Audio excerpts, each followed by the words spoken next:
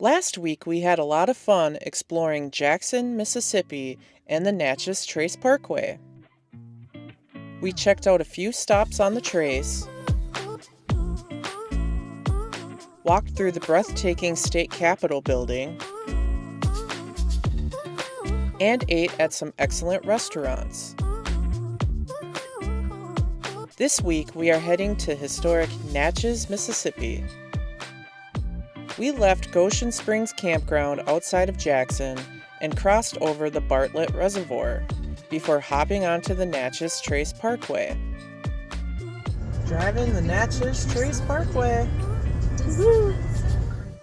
We were able to take this slow, scenic road all the way to its southern terminus in Natchez. This was a nice road to take the camper on as it has a slower pace and little to no crossroads. There are several historic sites and natural areas to pull off at, where we could eat lunch, take a bathroom break, and just check out the site. After exiting the Trace in Natchez, it was just a matter of driving through town and crossing the river into Vidalia, Louisiana, where our campsite was located. We stayed at Riverview RV Park in Vidalia. This RV park sat right on the mighty Mississippi, with great views of the Twin Bridges and Natchez across the river. We saw several barges go by and enjoyed walking the paved path that followed the river. Riverview RV Park was a large campground that featured full hookup sites, as well as a few sites that were water and electric only. There is an office, as well as a laundry room and private bathroom shower combos. We also enjoyed the hot tub one night while we were here, and the pool is open daily as well. Our only gripe here was that we had a back-in site right across from the office, so several times a day we had a motorhome or pickup truck idling right behind our camper as the driver was inside checking in. I would imagine a pull-through site farther down the way would have been quieter. Natchez is a very historic small town with a lot to offer. It was once home to the most millionaires per capita than any other city in America before the Civil War. It is a very walkable town with a few self-guided walking tours you can follow around town. There are several historic antebellum houses in town, some of which are available to tour. We arrived to Natchez only a couple of weeks before the Natchez Spring Pilgrimage, which is an annual event where homeowners open the doors to some 36 homes built between 1775 and 1902. The Spring Pilgrimage has been taking place since 1932 and offers the public a chance to walk through beautiful manicured gardens and historic and magnificent homes. We were still able to tour a few of the historic homes in town though, one of which was the Rosalie. This mansion sits on top of a bluff that was formerly the 18th century French Fort Rosalie. The house was completed in 1823 by Peter Little, a lumberyard owner and cotton planter. Little and his wife Eliza lived in the house for 34 years until their deaths. Since they did not have children, nor did Little leave a will, the house was auctioned off to Mr. and Mrs. Wilson in 1857. During the Civil War, Rosalie became the headquarters for the Union Army in the Natchez area. After the war, the house remained in the care of the Wilsons and their descendants, until 1958 when their last granddaughter passed away. The house is now owned by the Daughters of the American Revolution. It costs $15 per adult for a self-guided tour, which came with a booklet with a lot of information about each room in the house. There are guides available throughout the house to answer questions. Photos are not allowed inside of the house. We didn't read or hear any mention of the house being built by slaves, and the housework was said to be done by servants. But we can assume a house built in 1823 by a wealthy cotton planter was more than likely built and worked in by enslaved people. Outside of the mansion was a nice little yard and the kitchen building. You can catch some wonderful views of the Mississippi River from Rosalie's yard. On Monday, we took a drive on the Natchez Trace Parkway to go check out a few sites we missed while towing the camper. We stopped at the Sunken Trace, where after taking a short path down the hill, we came to a portion of the old trace that was surrounded by high walls of dirt. This part of the trail was so well traveled that the trail eroded. It was really cool to stand in this fork in the road and think about the many people, horses, and wagons that traversed this trail, causing it to sink into the ground. We exited the Natchez Trace Parkway in Port Gibson and took a back road quite a ways out of town until we came upon 23 tall Corinthian columns standing in the middle of nowhere. This is the Windsor Ruins, all that remains of a large mansion that was completed in 1861 and burned down in 1890. The mansion stood at the heart of a 25-acre cotton plantation where over 300 enslaved people worked the land. During the war, the Confederates used Windsor's cupola to watch Union Navy movements on the river.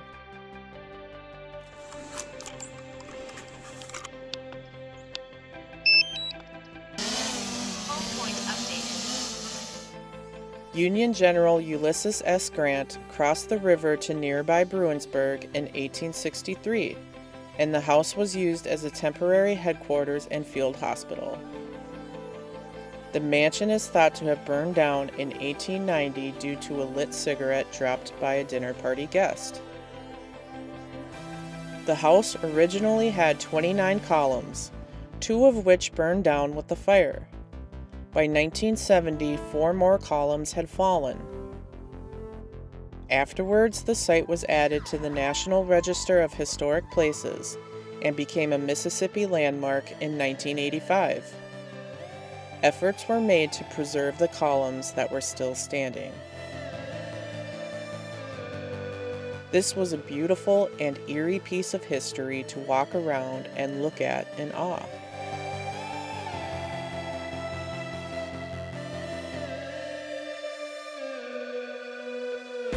After checking out the Windsor Ruins, we hopped back on the trace and made a few more stops, including the Lois Bluff, the Old Trace exhibit,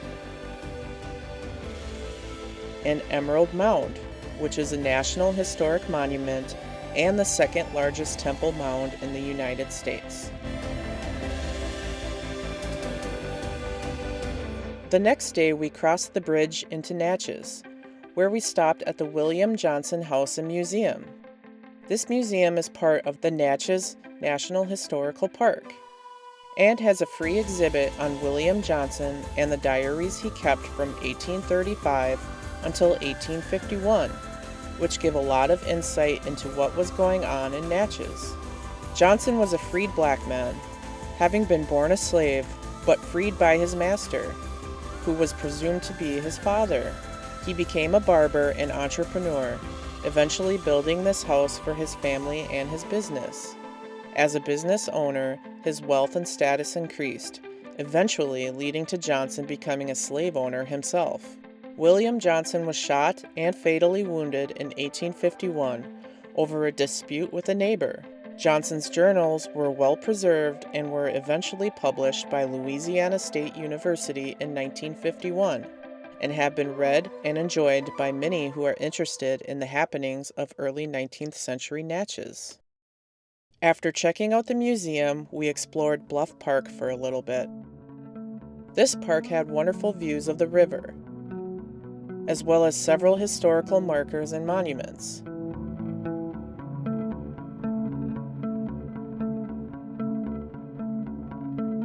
On Wednesday, we stopped by the Forks of the Road exhibit in Natchez. This intersection was once a bustling slave market, the second largest slave market in the Deep South. In 1863, enslaved people in the Natchez area were freed by Union troops, and the slave pens that once stood here were ordered to be destroyed by soldiers of the U.S. colored troops. There are slave chains laid in concrete on the ground in memorial of the turmoil that occurred at this corner. After learning about the forks of the road, we checked out Natchez under the hill. This area was the original site of the town of Natchez, before the center of town moved to the top of the bluff. Silver Street was once lined with bars and gambling halls, and was frequented by gamblers, river pirates, and prostitutes. It is now a historical district and is home to several shops and restaurants. For dinner, we stopped at Out Inn, which serves up some great barbecue. I ordered this brisket bacon cheddar sandwich with black bean and corn salad. Everything about this meal was wonderful. Keisha ordered the 2-meat combo with ribs and hot sausage, as well as mac and cheese and baked beans on the side. The ribs and sausage were delicious. We also brought home some banana pudding and a small pecan pie for dessert. This was a great place to stop at for dinner. The next day after work, we explored some more of downtown Natchez.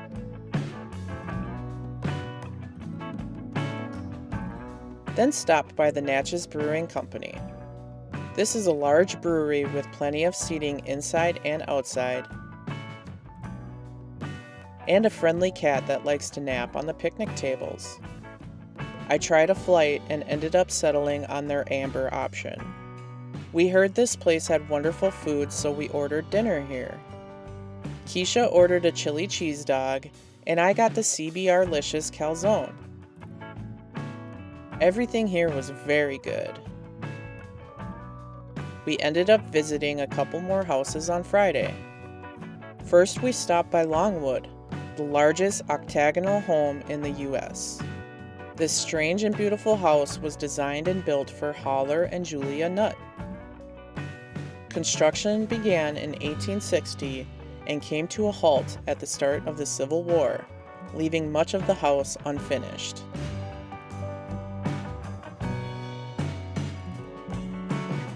It was built with 6 floors and was designed to have 32 rooms, each with its own balcony entrance. Guided tours of this home cost $25 per adult and take you through each room in the basement level of the house. The rooms are open concept with 0 hallways, and our guide gave an excellent history of the design of the home and the family that lived here.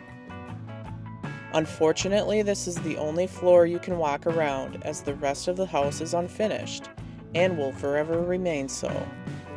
We went upstairs to the main floor and looked up at the unfinished floors above us, letting our imaginations run wild with ideas on how this house could have looked had it been completed. After visiting Longwood, we stopped by Melrose, which is operated by the National Park Service. It is free to tour the grounds, but if you want a tour of the mansion, it costs $11 per adult. This house is beautiful. Our guide did a wonderful job telling us the story of the McMurrin family that lived here originally, followed by the Davis family, and what had transpired over the years.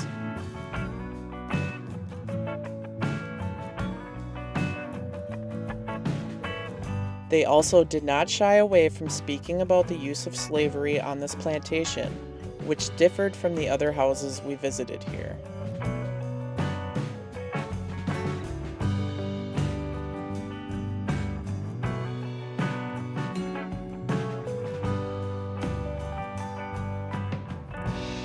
We enjoyed our guided tour of the mansion, and afterwards checked out some of the other buildings on the grounds.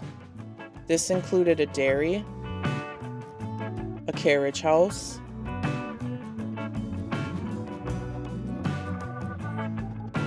a barn, and the slave quarters.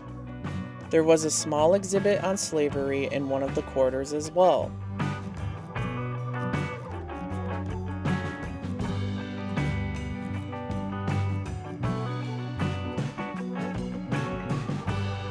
gardens outside were beautiful.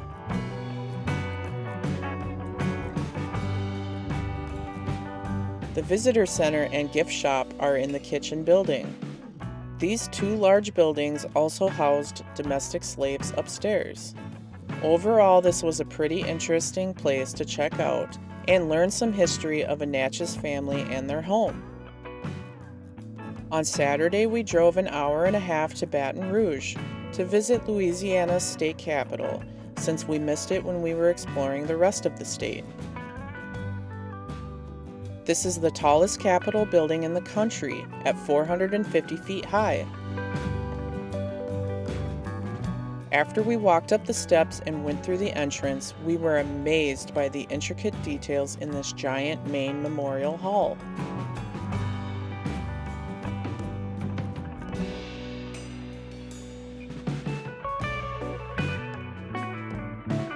The hall is 2 stories high and contains statues and busts of former governors, as well as 2 bronze chandeliers that each weigh 2 tons.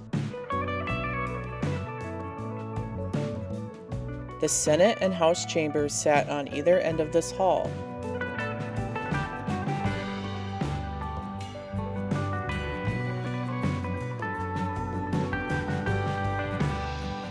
Each chamber has 2 sets of bronze double doors weighing 1 ton each and containing images from Louisiana's history.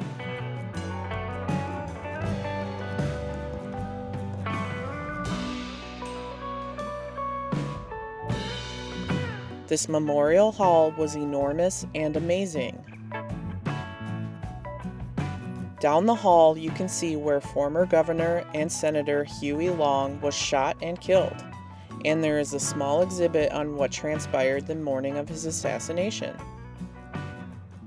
We took the elevator up to the 24th floor and hopped on another elevator to the 27th floor, where we were able to walk outside on the observation deck. This deck had an incredible view of Baton Rouge, the Mississippi River, and the Capitol Gardens.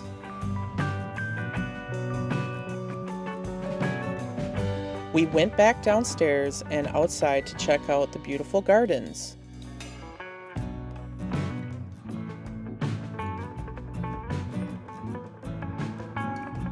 The gardens also contain the gravesite and statue of Huey P. Long, which faces north towards the Capitol. We wanted to check out the old Louisiana state capitol, but unfortunately it appeared to be closed for a private event. This place looks pretty cool though. For lunch we drove to Chicken Shack, which is the oldest continually operating business in Baton Rouge.